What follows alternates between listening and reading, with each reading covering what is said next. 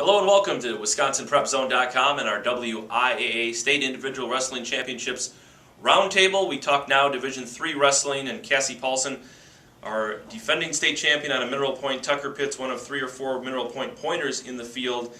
Tucker Pitts is a guy that's going to be a tough out at the state finals here at the Kohl Center. Absolutely. I mean, Tucker's a senior this year, won a state title last year as a junior, undefeated last year as a junior. This year he does have one loss, but he's more motivated than ever to get another title.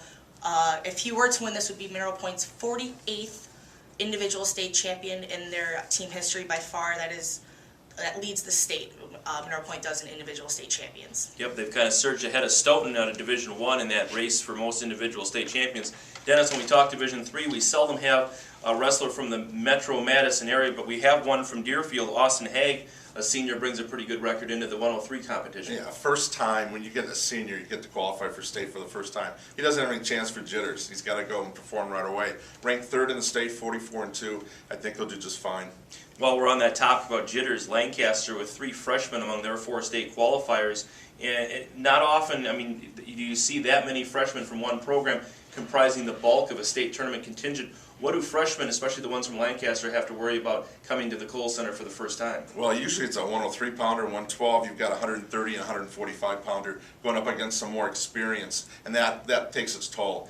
A lot of the veterans will say you got to get to state at least once to be able to do some damage. You go 1 and out or 2 and out, but these freshmen are pretty special. Yep, they're obviously part of that dynasty over at Lancaster, that football wrestling tradition down there, Cassie.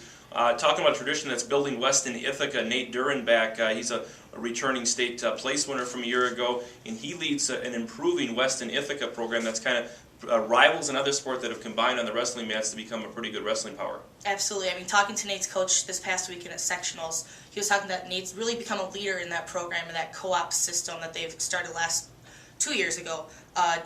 He's yet to win a gold medal. He's got 2 state runner-up finishes as a freshman and last year.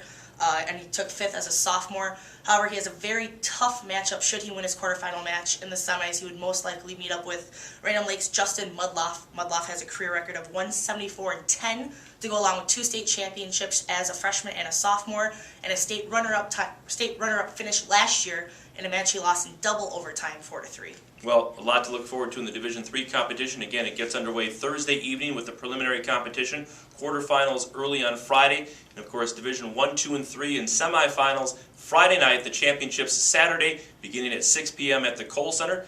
For Dennis Semrau and Cassie Paulson, I'm Rob Hernandez. Don't forget, join us on WisconsinPrepZone.com throughout the weekend for live blogs, interviews, and other coverage of the state individual wrestling championships. Thanks for joining us on WisconsinPrepZone.com.